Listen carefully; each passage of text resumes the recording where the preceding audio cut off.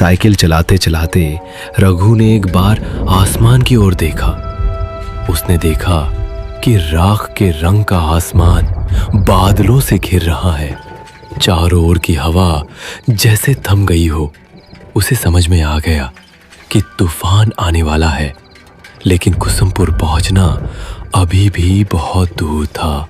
रघु ने पैडल पर जोर से दबाव डाला, लेकिन वो ज्यादा दूर तक जा नहीं पाया। अचानक जोर का तूफान आ गया, साथ ही लगातार तेज बिजली कड़कने लगी और थोड़ी ही देर में मूसलधार बारिश शुरू हो गई। सामने का रास्ता बारिश की परत में छिप गया। रघु ने कोई और उपाय ना देखकर एक घने पेड़ के नीचे शरण ली, लेकिन फिर भी वह बारिश की मार से बच नहीं सका। हे भगवान, इस तूफान को रोको, मेरी रक्षा करो। शायद भगवान ने उसकी प्रार्थना सुन ली।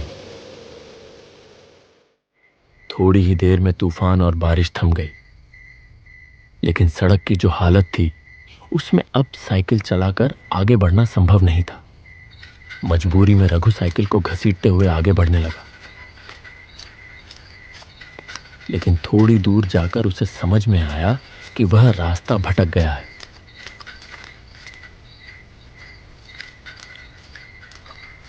यह रास्ता कुसुमपुर का नहीं है। वह सोच में पड़ गया कि अब क्या करे। तभी उसके कानों में आवाज आई, क्या आप रास्ता भटक गए हैं? रघु चौंक कर देखने लगा। उसने देखा कि धुंधले अंधेरे में एक छाया मूर्ति खड़ी है। कौन हो तुम? मैं रतन हूँ बाबू। लगता है आप रास्ता भटक गए हैं।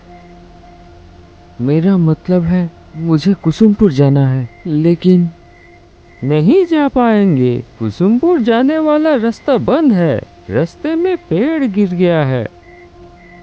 रघु मुसीबत में पड़ गया। वह पागलों की तरह सामने अंधेरे में डूबी सड़क की ओर देखने लगा। यहीं पास में मेरी चाय की दुकान है। चलिए, फिर से बारिश शुरू हो जाएगी।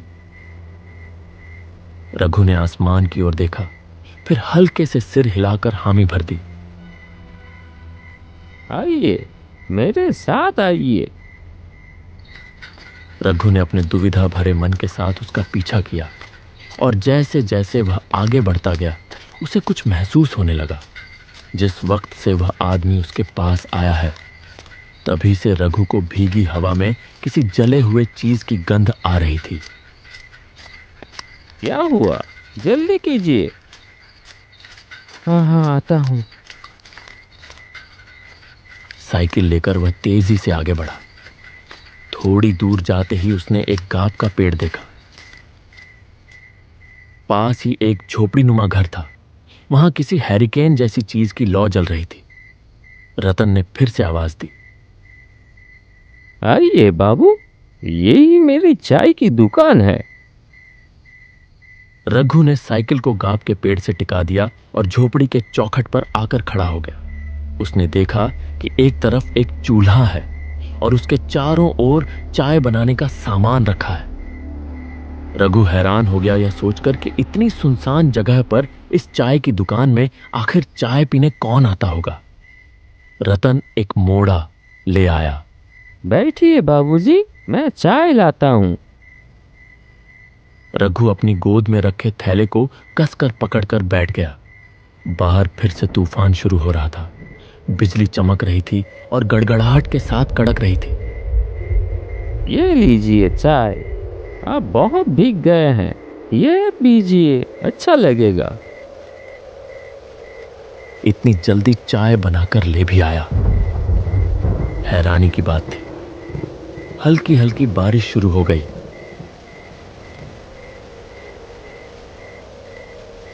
रघु चाय की चुस्की लेते लेते पूछ ही बैठा, यहाँ चाय पीने कौन आता है? मतलब इतनी सुनसान जगह में। पहले कुछ दूरी पर एक बस स्टैंड था, तब लोग आया करते थे। और अब आप जैसे कोई कोई आता है। उस आदमी की बातों में क्या था कौन जाने, लेकिन रघु का सीना एकदम से सिहर उठा। उसने कुछ असहजता के साथ चाय की एक चुस्की ली। आप चाय पीजिए। आज रात आप नहीं जा पाएंगे बाबूजी। रात को यहीं रुकना पड़ेगा। रघु ने देखा कि बारिश की बूंदें अब और भी तेज हो गई हैं। तूफान की रफ्तार भी काफी बढ़ गई है। बिजली लगातार गिर रही है। लेकिन एक चीज देखकर उसे बहुत हैरानी हुई। इतनी तेज आंधी के बावजूद हैरिकेन की लौ जरा भी नहीं हिल रही थी। न जाने क्यों रघु को लगने लगा कि उसके चारों ओर जो कुछ भी है वह सच नहीं है, जैसे कोई जाल है जो चुपचाप उसे अपने भीतर लपेट रहा हो। बैग में रखे हुए इतने सारे पैसे, उसका सीना एक बार फिर धक धक करने लगा। जब बारिश थमी तब तक रात काफी बीत चुकी थी। खाना पीना कुछ देर पहले ही निपट चुका था। रतन दहलीज पर रघु के लिए बिस्तर लगाते हुए बोला, कहाँ गई झूमर? बाबू को पान नहीं दिया? आइए बाबू, यहाँ लेट जाइए। डरने की कोई बात नहीं है, मैं और झूमर तो हैं ही। रघु ने हल्के से सिर तो हिलाया, लेकिन उसके सीने में एक बार फिर से टीस सी उठी, जैसे उसकी छाती के भीतर कोई धीरे धीरे उसे कुछ समझाने की कोशिश कर रहा हो। जैसे ही नूपुर की झंझनाहट कानों में पड़ी, वह हल्के से चौंक कर देखने लगा। झूमर धीमे कदमों से आगे बढ़ रही थी। उसकी आंखों में जैसे कोई खास इशारा था जो उसने रतन की ओर किया। रतन ने भी जरा सा गर्दन हिलाकर कुछ जताया। यह बात रघु की नजरों से छुपी नहीं रही। लीजिए बाबू, पान। पान? मेरा मतलब है खाइए खाइए। झूमर के हाथ के पान खा के आप जिंदगी भर नहीं भूल पाएंगे। रघु कांपते हाथों से पान उठाने ही वाला था कि एक तीखी सड़ी सी गंध उसकी नाक में आ लगी। कुछ वैसी ही गंध जैसी कच्चे खून की होती है। अचानक आई एक तेज हवा के झोंके से झूमर के सिर की ओढ़नी सरक गई, और जो दृश्य रघु ने देखा उसे देखकर उसका खून जैसे जम ही गया। झूमर के गले पर खून की एक लकीर थी। वहां से एक पतली धार बह रही थी। झूमर ने तेजी से अपनी ओढ़नी ठीक की और पलक झपकते ही गायब हो गई।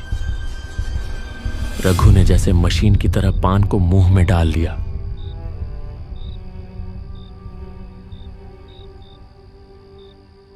रतन हैरिकेन की लौ धीमी कर कमरे के अंदर चला गया। रघु एक अजीब सी घबराहट और बेचैनी लेकर लेट गया। रात गहरी और शांत थी।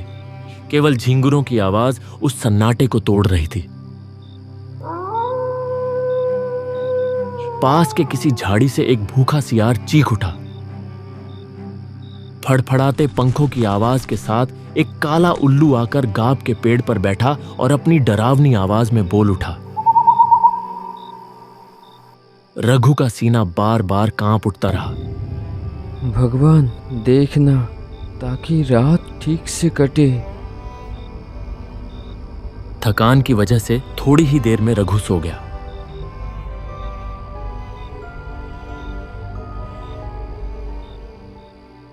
अचानक एक डरावनी चीख चारों ओर गूंज उठी।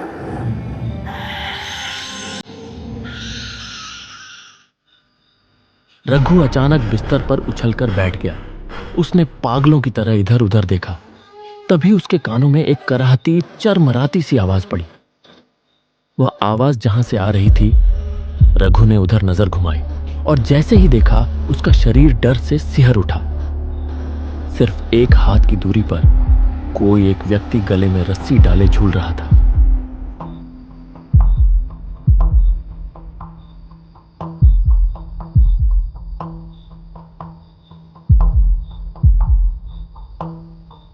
क्या हुआ बाबूजी? कोई बुरा सपना देख लिया क्या? रघु ने देखा कि झोपड़ी के सामने जो आंगन जैसी जगह है, वहां एक लगभग टूटे झुके बांस के मचान पर रतन बैठा है। उसने एक बार फिर धीरे से गर्दन घुमाकर उस ओर देखा, जहां कुछ देर पहले कोई गले में रस्सी डालकर झूल रहा था। लेकिन यह क्या, वहां अब कुछ भी नहीं था। क्या ढूंढ रहे हैं बाबूजी? कुछ नहीं है, वो सब बुरा सपना है। तुम इतनी रात को बाहर क्यों हो? बहुत गर्मी है, इसलिए बाहर की हवा लेने आया हूँ। आप भी आइए ना। रघु समझ गया कि उसका शरीर पसीने से तरबतर हो चुका है, इसलिए वह बिस्तर छोड़कर मचान की ओर बढ़ गया। भीतर दबा एक अजीब सा असहज भाव लिए वह रतन के पास जाकर बैठ गया। तभी कहीं पास से एक निशाचर पक्षी तीखी आवाज में चिल्ला उठा। उस एक चीख ने पल भर के लिए फैली खामोशी को चकनाचूर कर दिया।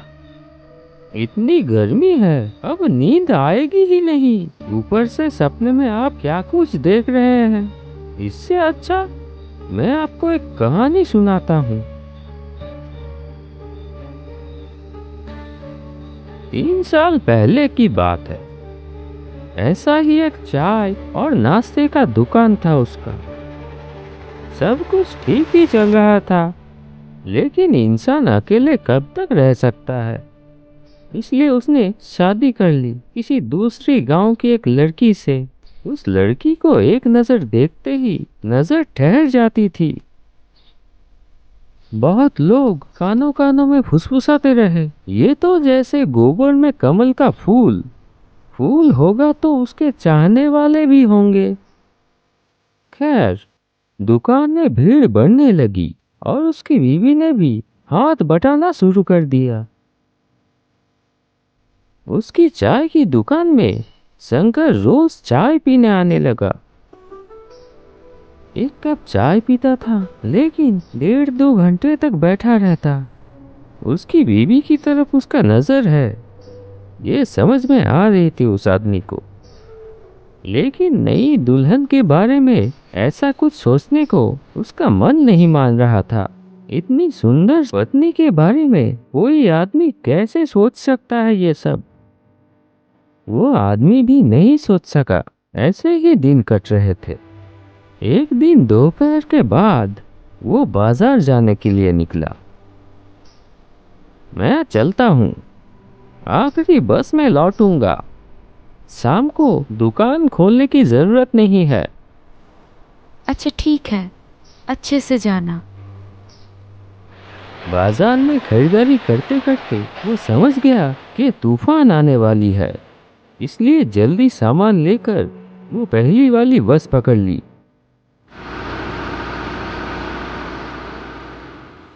जब बस ने उसे मोड़ पे उतारा, आसमान काला हो चुका था। एक बार आसमान की तरफ देखा और तेजी से घर की तरफ चल दिया। लगता है बारिश होने वाली है। बीवी अकेली है, अकेले डर जाएगी। लेकिन तब तक उसने सोचा भी नहीं था कि थोड़ी देर में क्या होने वाला है। आंगन में आते ही घर के अंदर से एक दबा दबा हंसी की आवाज आने लगी।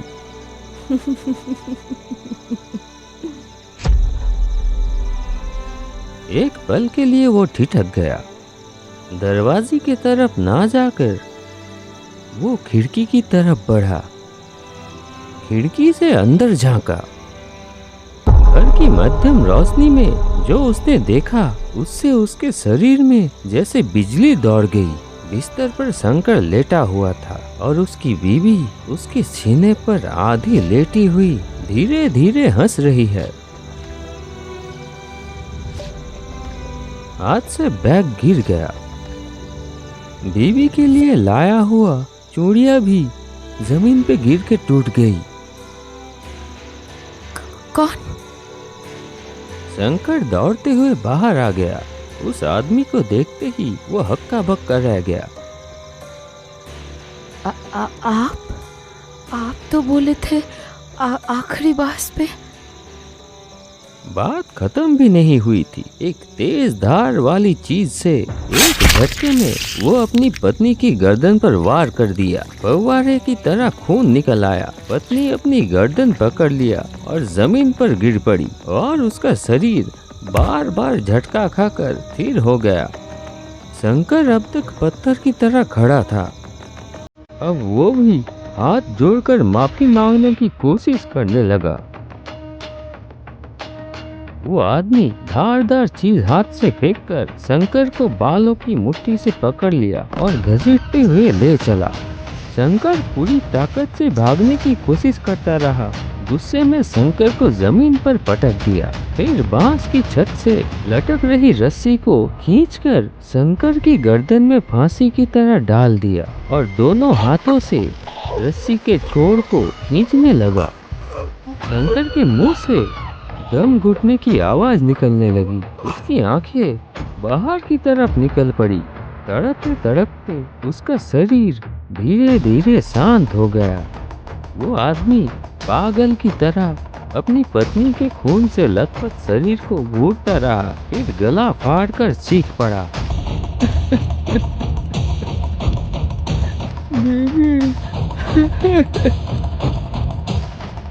ऐसा क्यों किया तुमने? क्यों किया? आदमी थोड़ी देर बाद उठा, घर के अंदर गया, जलती हुई लालटेन लाकर फेंक दिया बीवी के शरीर के ऊपर। उसने दांत भींच ली, आंखों से आंसू फूट पड़े।